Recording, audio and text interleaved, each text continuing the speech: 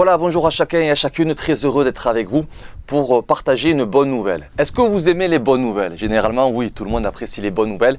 Et ce que nous voulons partager ce matin, c'est le message de l'Évangile. L'Évangile veut dire lui-même bonne nouvelle, et l'Évangile, c'est un message de paix, c'est un message de joie, c'est un message de bonheur, mais je dirais surtout, c'est un message d'espérance. Et je crois que dans le monde qui est le nôtre aujourd'hui, c'est ce que nous avons besoin d'entendre, entendre qu'il y a une espérance, et cette espérance, nous pouvons la trouver dans la personne du Seigneur Jésus. Amen. Alors peut-être que vous direz, c'est facile de dire ça parce que c'est un pasteur qui parle, c'est un chrétien qui parle, mais nous le disons à chaque fois, on ne n'est pas chrétien, on le devient suite à une rencontre personnelle.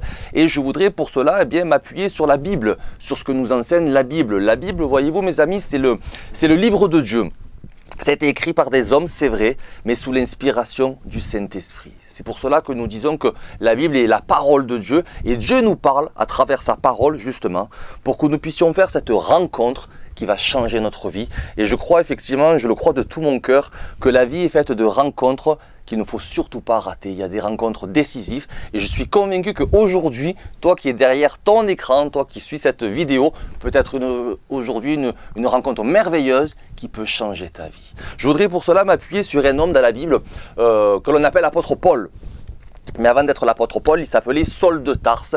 Et lorsque l'on voit sa vie dans les actes des apôtres, on voit comment est-ce que Dieu s'est révélé en lui, comment est-ce que Dieu s'est révélé dans sa vie pour changer son existence.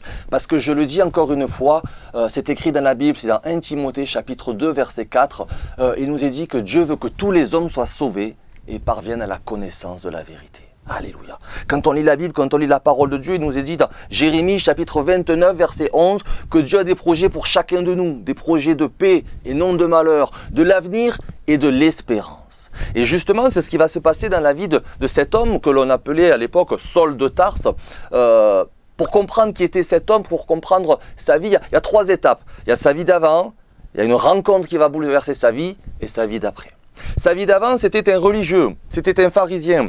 Il avait été élevé aux côtés de Gamaliel. Il faisait partie de la branche des pharisiens, la branche du judaïsme la plus ferme, on va dire. Et il était instruit ainsi. Il n'avait pas demandé. Il n'a pas choisi d'être un religieux, il n'a pas choisi d'être juif. C'était ainsi. Dès sa naissance, on l'a instruit de cette manière. Et c'était quelqu'un de sincère dans sa démarche. Mais je crois qu'on peut être sincère et sincèrement dans l'erreur. Et lorsque l'on voit sa vie, lorsque l'on voit comment est-ce que Saul de Tarse a grandi, il était zélé pour sa religion, il défendait bec et ongle sa religion, prêt même à avoir du sang sur les mains. Puisqu'il va, durant le premier siècle, durant le début de l'église primitive, il va persécuter les premiers chrétiens. La Bible nous dit qu'il a du sang sur les mains. Lorsque le premier martyr, lorsque Étienne a été condamné à mort, Saul de Tarse était là, était présent. Et il avait cette rage. Il voulait défendre bec et ongle sa religion. Mais la religion ne sauve pas. Ce qui sauve, c'est le nom de Jésus. Lorsque l'on fait cette rencontre avec la personne du Seigneur Jésus. Et malgré ce sang qu'il pouvait avoir sur ses mains, malgré toute cette haine, toute cette colère que Saul de Tarse avait, Dieu l'aimait quand même. Parce que je l'ai dit, Dieu aime tous les hommes et veut que tous les hommes soient sauvés, parviennent à la connaissance de la vérité. Alors un jour ou l'autre, il nous arrête sur nos chemins de perdition. Et cet homme qui s'appelle Saul de Tarse était en route, il était sur la route de Damas justement, il allait chercher d'autres chrétiens pour les arrêter et voilà qu'il va vivre la rencontre. Alors qu'il était en route, il est en chemin sur la route de Damas, à un moment donné il va y avoir cette rencontre, il va y avoir une lumière. La lumière va venir, la lumière va resplendir et là Jésus va se révéler dans son cœur. On peut le lire peut-être, c'est dans les Actes des Apôtres au chapitre 22. Le verset 6, si je ne dis pas de bêtises, je vais le lire avec vous. C'est Saul de Tarse qui parle. Il dira justement « J'étais en chemin, j'approchais de Damas, quand tout à coup vers midi, une grande lumière venue du ciel a resplendi autour de moi. Je suis tombé par terre et j'ai entendu une voix qui me disait « Saul, Saul, pourquoi me persécutes-tu » J'ai répondu « Qui es-tu, Seigneur ?» Et il m'a dit « Je suis Jésus de Nazareth, celui que tu persécutes. Amen. » Et là, à ce moment-là précis, Jésus va se révéler dans son cœur. Il va lui révéler son amour pour lui, ses plans merveilleux. Et là, Saul de Tarse va capituler. Il va tomber à genoux et il va recevoir Jésus dans son cœur comme son sauveur, comme son Seigneur. Et il va avoir cette transformation dans sa vie où il ne sera plus Saul de Tarse, le persécuteur, mais il sera l'apôtre Paul. celui qui va parcourir les nations, annoncer le message de l'évangile, parler de l'amour de Jésus-Christ. Et dans les différentes contrées dans lesquelles il va se rendre, il va partager cette bonne nouvelle, il va prier pour les malades. Les malades vont être guéris, alléluia. Parce qu'il y a une puissance dans l'évangile. Et ce qui est merveilleux lorsque l'on voit, eh bien, c'est que sa vie va changer. Il aura parfois eh bien, des difficultés parce que la vie n'est pas simple. Qui peut dire que la vie est simple? La vie de tous les jours n'est pas simple. Dans notre marche chrétienne aussi, on peut être confronté à certaines difficultés. Mais quand on voit la vie de l'apôtre Paul, il n'était pas seul. Jésus était avec lui. Je pense à l'apôtre Paul lorsqu'à un moment donné, il va connaître une injustice terrible parce que le monde est ainsi. Le monde est injuste. On va se retrouver enfermé en prison. Mais Dieu sera là. Le Seigneur va le secourir.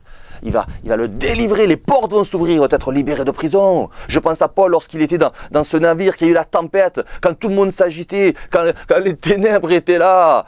Dieu va venir, il va lui dire, ne crains pas, je suis avec toi. Amen. Et je voudrais te dire que cette parole, elle est pour toi. Elle est pour toi qui écoutes cette vidéo. Je voudrais que tu puisses entendre la voix de Dieu qui te dit, ne crains pas, car je suis avec toi. Et pour que Dieu soit avec toi, tu as un pas à faire, c'est le pas de la foi.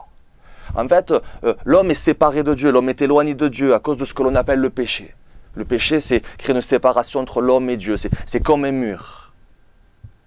Mais lorsque l'on s'approche de Jésus-Christ, lorsque nous mettons notre foi dans la personne de Jésus-Christ, lorsque nous prenons en considération l'œuvre de la croix sur laquelle il a donné sa vie, sur laquelle son sang a coulé pour nous justifier de nos péchés, alors nous sommes réconciliés avec Dieu le Créateur. Et nous avons cette vie nouvelle, cette assurance qu'il est avec nous tous les jours, mais bien plus encore, l'espérance d'une vie nouvelle. L'espérance de la vie éternelle, parce que nous ne sommes que de passage sur cette terre, mais une éternité nous attend. Et cette éternité dépend de nos choix que nous prenons aujourd'hui. Alors aujourd'hui, choisis la vie, fais le choix de Jésus-Christ. Amen. Que vous puissiez être abondamment bénis. Et si vous le voulez bien, je vais terminer ces moments en remerciant le Seigneur. Seigneur mon Dieu, merci parce que en tout temps, en toute occasion, toutes circonstances, Seigneur, tu nous permets de pouvoir partager ta parole, Seigneur, celle qui agit avec puissance dans les cœurs. Et je veux te prier, Seigneur, pour tous ces bien-aimés, Seigneur, qui pourront, Seigneur, eh bien, un jour entendre ta parole et faire ce choix de te suivre. La plus belle décision, c'est de recevoir Jésus-Christ dans son cœur comme Sauveur et Seigneur, afin de pouvoir vivre dans ces projets merveilleux que tu as établis d'avance pour chacun de nous. Merci à toi, Père. Amen.